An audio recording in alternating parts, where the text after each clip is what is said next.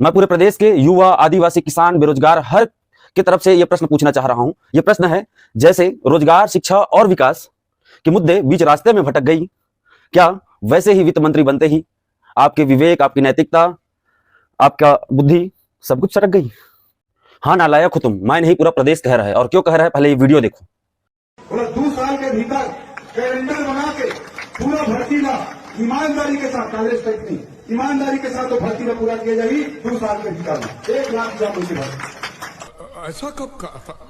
अरे नहीं, आपने कहा था उस दिन जब आप नाव में थे तब आपने कहा था, और आपने ये भी कहा था 1.5 लाख युवा मतलब तुम्हारी सरकार तुम्हारे द्वार योजना के तहत सरकारी योजना में के काम में लगाई जाएगी 1.5 लाख युवा।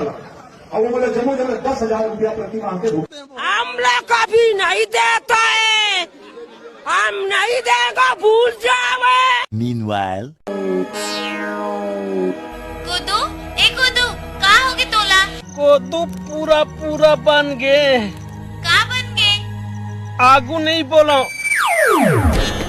मैं पूरे प्रदेश के युवा, आदिवासी, किसान, बेरोजगार हर की तरफ से यह प्रश्न पूछना चाह रहा हूं। यह प्रश्न है, जैसे रोजगार, शिक्षा और विकास के मुद्दे बीच रास्ते में भटक गई, क्या वैसे ही वित्त मंत्री बनते ही आपके विवेक, आपकी नैतिकता, आपका बुद्धि सब कुछ सटक गई?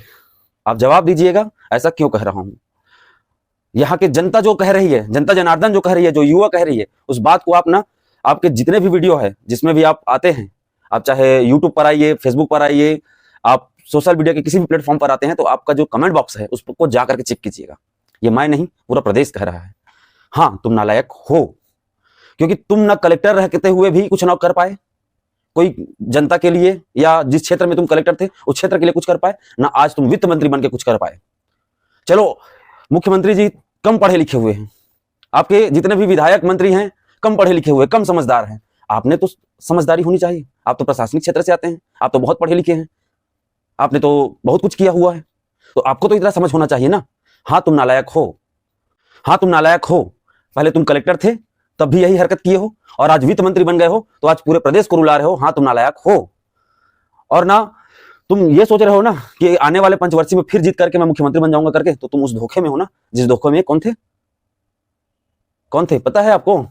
अजीत जोगी थे। दोबारा मुख्यमंत्री बन जाऊंगा करके जो सोच रहे थे ना, वही धोखे में तुम हो अभी, और उस धोखे में रहना मत। हाँ तुम नालायक हो, ऐसा इसलिए कह रहा हूं क्योंकि तुम ना कलेक्टर रहते हुए कुछ कर पाए जिला के लिए, ना ही आज वित्त मंत्री बन करके प्रदेश के लिए कुछ अच्छा कर पाए। प्रदेश की जनता तड़प रही है, आदिवासी तड़प रहे हैं, बेरोजगार तड़प रहे हैं, आपके अभी बिजली का बिल को देख रहे हो, आम जनता तड़प रही है। आपको किस बात की फर्क पड़ रही है? किसी बात की फर्क पड़ रही है क्या? चलो प्रदेश के बारे में आप नहीं सोच पाए, दुनिया के बारे में आप नहीं सोच पाए, लेकिन जिन युवाओं से आपने वादा करके आया उनके लिए क्या अंश मात्र तक आप कुछ कर पाए हैं? नहीं कर पाए हैं। हाँ तुम नालायक हो, और यदि इस पद के लायक नहीं हो, नहीं संभाल सकते प्रदेश, तो इस गद्दी को छोड़ दो, कोई दूसरा आकर के उससे बेहतर, तुमसे बेहतर कर लेगा। हाँ तुम नालायक हो।